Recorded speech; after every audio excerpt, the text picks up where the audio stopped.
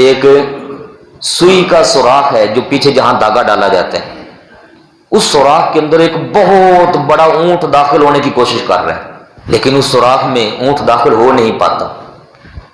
حضرت جبریل امین علیہ السلام سے فرمایا کہ یہ کیا ماجرا ہے؟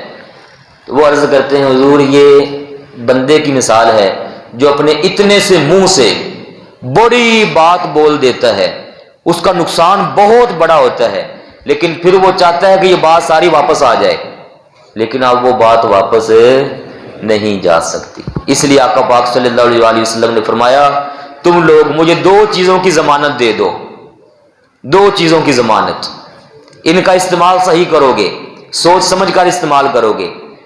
ایک زبان جب بھی بولو تو پہلے تولو، عام محاورہ مشہور ہے، تول کر بولنا چاہیے، اور اپنے دونوں رانوں کے درمیان، ٹانگوں کے درمیان کے جو اعضاء ہیں ان اعضاء کو صحیح استعمال کرو گے۔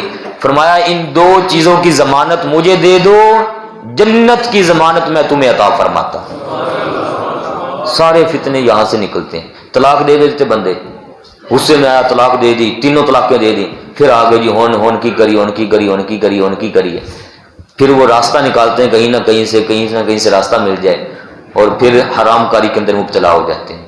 اللہ تعالیٰ ہم سب کو محفوظ رکھے۔